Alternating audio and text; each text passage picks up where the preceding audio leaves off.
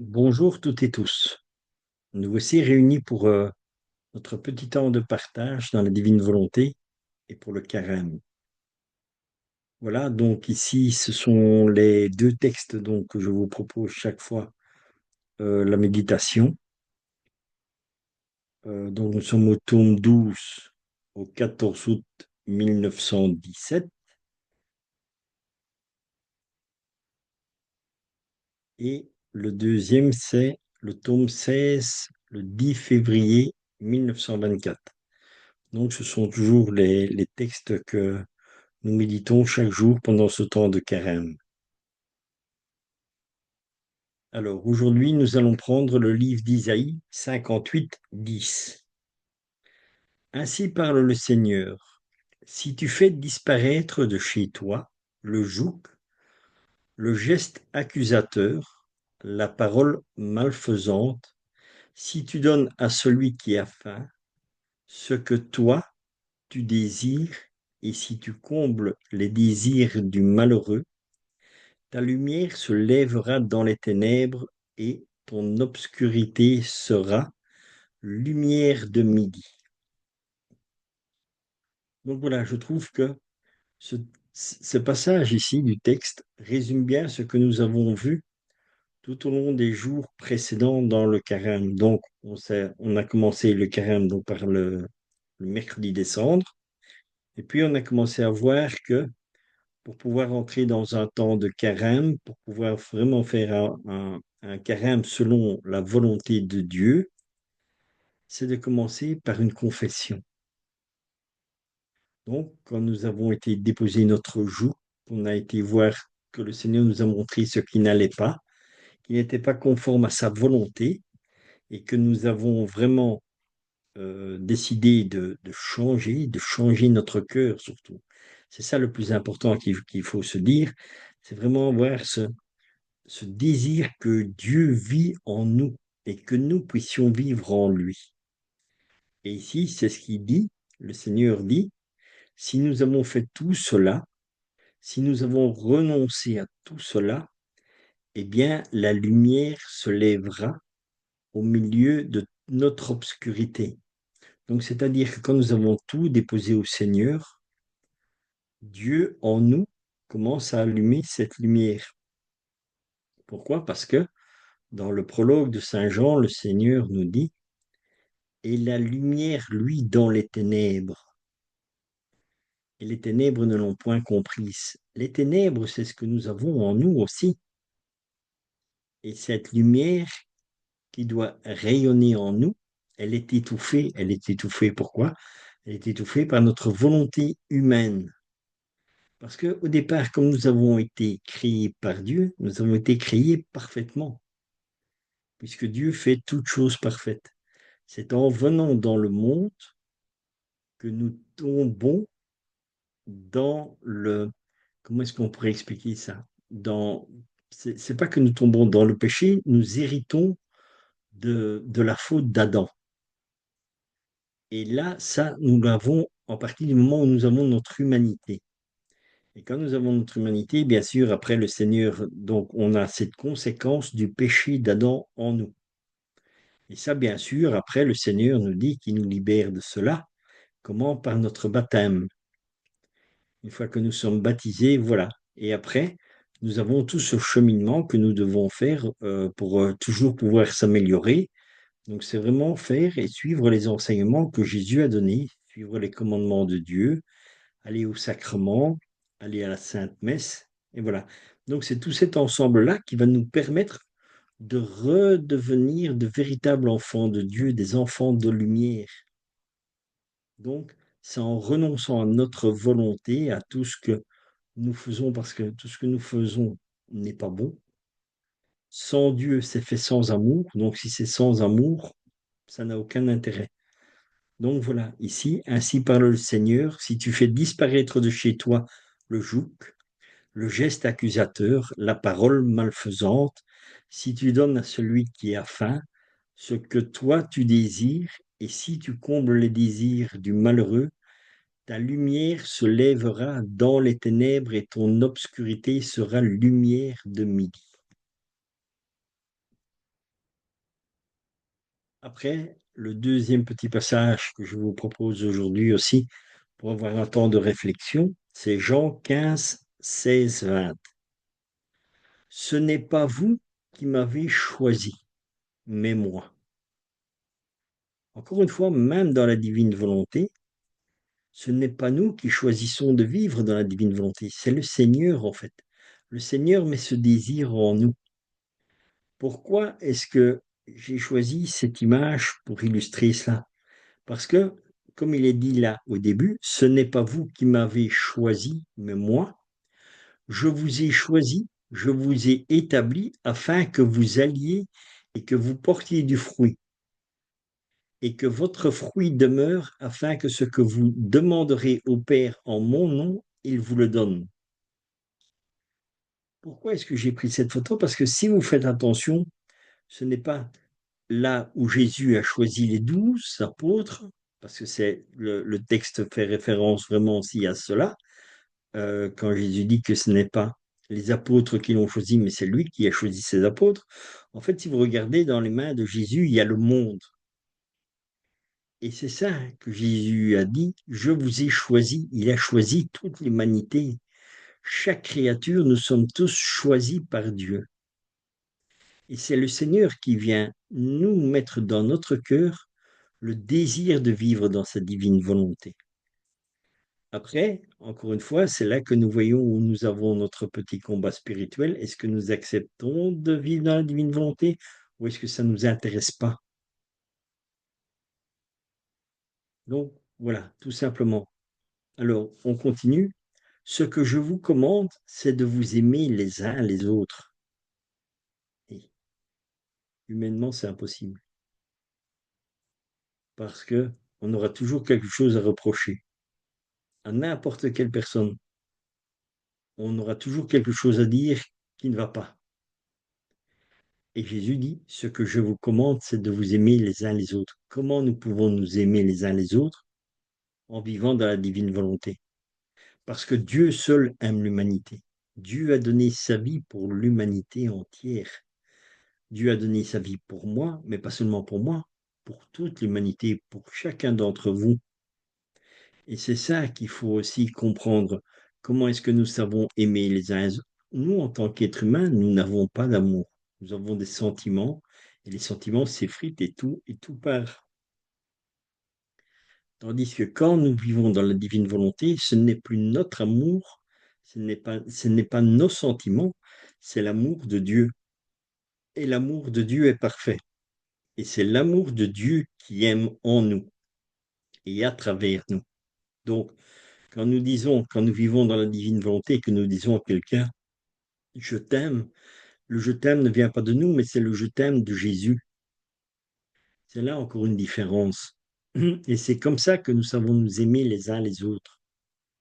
Parce que Jésus ne fait jamais de reproches. Jésus ne nous condamne pas.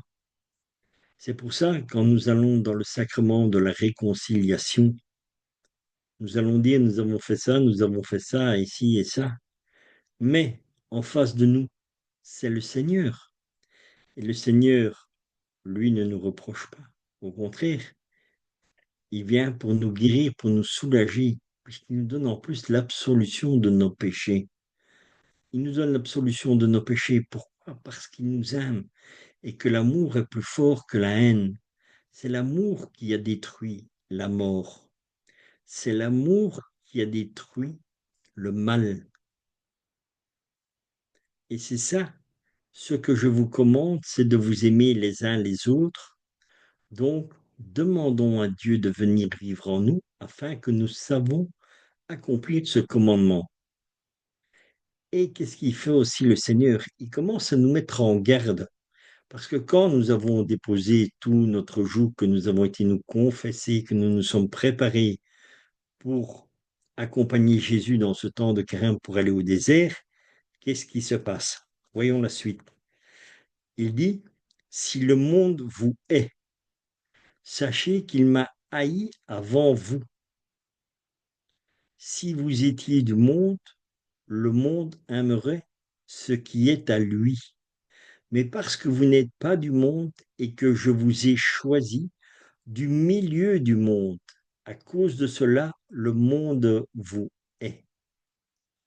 Donc, qu'est-ce qu'il faut comprendre aussi par ce passage du texte-là?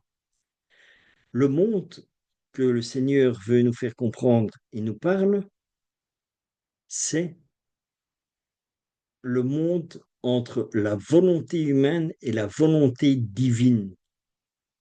Ceux qui sont dans le monde, c'est ceux qui ont cette humanité qui les domine. Donc ça veut dire qu'ils ne veulent rien changer, que tout ce qu'ils disent, tout ce qu'ils pensent, c'est parfait.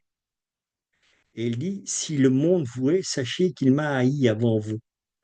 Pourquoi? Parce qu'il dit, je suis le bon berger et les brebis connaissent ma voix. Donc, toutes les personnes qui ont ce désir de suivre Jésus, quand Jésus dit quelque chose ou fait quelque chose, les brebis le reconnaissent. Donc, nous reconnaissons Jésus. C'est un peu le problème qu'à l'heure actuelle, nous rencontrons un peu avec certaines personnes à propos de la divine volonté. Il y en a qui ne veulent rien entendre, rien savoir, ni quoi que ce soit. Pourquoi? Parce qu'ils vivent dans le monde, ils ont l'esprit mondain, ils ont leur volonté humaine qui domine tout. Ils ne sont pas à l'écoute de Jésus et ça ne les intéresse pas de rencontrer Dieu. Et toute la différence est là. Il faut bien comprendre que toujours le combat qui se fait, même dans le temps de carême, mais pas seulement dans le temps du carême, dans le temps de carême, nous allons nous approcher beaucoup plus près de, de cela, mais c'est valable toute l'année. C'est un combat spirituel, c'est un combat d'esprit et pas de personnes physiques. C'est pas physiquement qu'il y a des attaques ou quelque chose comme ça. Parce que, en fait, en réalité, personne n'est du monde, puisque Dieu a créé toute l'humanité. Dieu a créé chaque être humain. Donc, chaque être humain est divin. La seule différence est, est-ce que nous acceptons de vivre dans la divine volonté, ce qui veut dire de vivre avec l'Esprit de Dieu et en Dieu, ou bien nous vivons dans notre humanité en ayant suivi les enseignements qui nous sont donnés, mais sans vouloir changer, sans vouloir comprendre ou sans vouloir approfondir quelque chose. La différence, elle se fait là. Et c'est pour ça que Jésus dit, si le monde vous est, sachez qu'il m'a haï avant. Parce que il y a des gens qui n'ont pas entendu la voix du Seigneur, qui n'ont pas reconnu la voix du berger, du bon berger. Et c'est là Jésus, il s'est fait, on l'a traité de tout, on le verra de toute façon au fur et à mesure quand nous allons avancer dans ce temps de carême jusqu'à la semaine sainte et à la mort du Seigneur. Pourquoi? Parce qu'il a été rejeté, c'est nous-mêmes qui l'avons rejeté. Mais c'est quoi? C'est notre volonté humaine, en fait, qui rejette Dieu. Parce que notre volonté humaine, notre libre arbitre, nous laisse sur les mauvais chemins. La volonté humaine, c'est vraiment ce qui nous détruit. C'est vraiment là où sont nos mauvais penchants. Pourquoi? Parce que c'est là où on ne veut pas accorder l'amour à Dieu. On dit non, non, ce que moi je fais, c'est important. Et c'est pour ça que je reviens de nouveau avec les textes que nous sommes en train de méditer dans le tome 12 sur les fausses saintetés. C'est pour ça que je dis, tout est en rapport. C'est vraiment quelque chose que je vous invite vraiment à lire ces textes et à les approfondir pendant tout ce temps. Et par la suite, je vous demanderai, voilà, si vraiment vous avez envie de partager d'ici la moitié du carême, voilà ce que le Seigneur vous a déjà fait un peu comprendre. N'hésitez pas à mettre un petit commentaire parce que cela va apporter une aide aux autres aussi. C'est comme ça que nous pouvons avancer, c'est comme ça que nous savons avancer dans la divine volonté. C'est partager des choses que le Seigneur vous a fait découvrir parce qu'il vous les a fait découvrir à vous, mais c'est valable pour tout le monde. Ici, moi, les seules choses que je vous partage, c'est ce que le Seigneur me fait vivre et je le partage simplement avec vous et avec les textes que le Seigneur me met pour vous partager. Voilà. Donc, ici, et à cause de cela, le monde vous hait. Donc, à cause que nous vivons dans la divine volonté, à cause que nous laissons la place au Seigneur, on va avoir, comme on dit, des problèmes. Mais c'est pas grave, puisque le Seigneur le dit. Si le monde vous hait, sachez qu'il m'a haï avant vous. Donc, s'il a haï Jésus, il va nous haïr. Pourquoi? Parce que Jésus dit dans la divine volonté, reproduis ma vie dans son humanité. Donc, qu'est-ce que cela veut dire? Ça veut dire que Jésus va nous faire vivre sa vie humaine, que lui, il a vécue, eh bien, nous allons la partager avec lui. Et nous allons passer les mêmes choses que le Seigneur a fait, mais c'est pas grave, puisque nous sommes avec Dieu. Et qu'est-ce qu'il est dit encore? J'aurais beau traverser la vallée de la mort, si je suis avec le Seigneur, je ne crains rien. Donc, ne nous inquiétons pas, ayons vraiment cette confiance en Dieu, que Dieu vit en nous et que nous vivions en lui. C'est ça, vivre dans la divine volonté. Et encore une fois, c'est ce que je vous dis, dans le temps de ce carême, c'est un carême lumineux de lumière, donc ne nous inquiétons pas. Nous allons prendre pleinement conscience de ce qui ne va pas vis-à-vis de nous, vis-à-vis des autres. Mais ce n'est pas grave. Du moment que notre cœur change, que le Seigneur fait changer notre cœur, il va changer mon cœur, il va changer le cœur de chacun d'entre vous. Et c'est comme ça que l'humanité va se convertir. C'est pas moi qui vais aller quelque part, aller prêcher et que tout le monde va dire, ah, boum, voilà, maintenant je vais faire ci. Non, non. C'est quand les gens vont entendre parler de la divine volonté, que les gens vont prendre conscience que Dieu les aime et que Dieu désire qu'ils soient tous sauvés, c'est Dieu qui agira dans le cœur de chaque personne et qui touchera l'âme de chaque personne. Et c'est lui seul qui changera l'humanité. Donc voilà, le tout, c'est de nous laisser transformer, de nous laisser aimer par Dieu. Et au plus il nous aime, au plus rendons-lui grâce. Donc ça veut dire redonnons-lui cet amour. Et cet amour va être un va-et-vient continu. C'est ce que Jésus faisait sur la terre. Quand Jésus était sur la terre, il priait le Père dans le ciel. Et qu'est-ce qui s'est passé? Il donnait son amour au Père et le Père lui renvoyait l'amour, mais toujours de plus en plus. Et c'est pour ça que le Seigneur a pris aussi notre humanité. Pourquoi? Pour nous apprendre comment faire grandir cet amour. Nous le faisons grandir en le redonnant à Dieu. Donc tout ce que nous faisons dans notre vie, c'est ça qu'on appelle les rondes. Nous faisons les rondes dans la création. Eh bien, nous rendons à Dieu ce qui est à Dieu. Et Dieu nous le redonne. Et c'est ainsi que cet amour circule tout le temps. Et c'est ça que nous devons avoir. Et ça, malheureusement, humainement, nous ne l'avons pas. Mais Dieu l'a. Et Dieu dit, je te le donne. Du moment que tu as l'intention de vivre dans ma volonté, si tu me donnes ta volonté, moi, il dit Jésus, je te donne la mienne. Et ne t'inquiète pas, l'intention suffit. C'est encore moi qui ferai le reste. Donc, laissons-nous aimer par Dieu. Laissons-nous conduire par Dieu. Que le Seigneur dirige notre vie. Voilà. Mais pour ça, nous devons faire attention à ce que nous faisons, à avoir aussi ce qu'on appelle dans la divine volonté le martyr d'attention. Mais tout ça, je dis, au fur et à mesure, ça, nous allons grandir avec cela. Mais encore une fois, c'est le Seigneur qui va nous faire comprendre cela. C'est le Seigneur qui va tout faire grandir en nous. Donc, ne nous tracassons pas. Allons avec le Seigneur. Continuons notre petit temps de carême et avançons chaque jour un pas à la fois. Mais nous allons marcher dans les pas du Seigneur. Nous marchons avec Dieu dans ses pas. C'est ça, la divine volonté. Et alors, en terminant ici, sur le texte, souvenez-vous de la parole que je vous ai dite. Le serviteur n'est pas plus grand que son maître. S'ils m'ont persécuté, ils vous persécuteront aussi. S'ils ont gardé ma parole, ils garderont aussi la vôtre.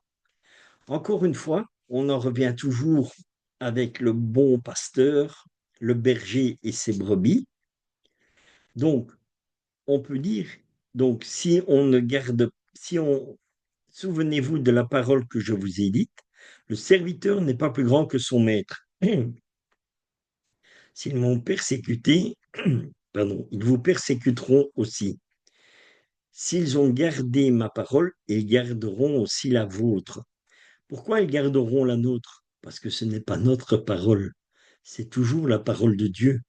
Puisque nous vivons en Dieu et Dieu vit en nous, dans la divine volonté, la parole sera toujours la parole de Dieu.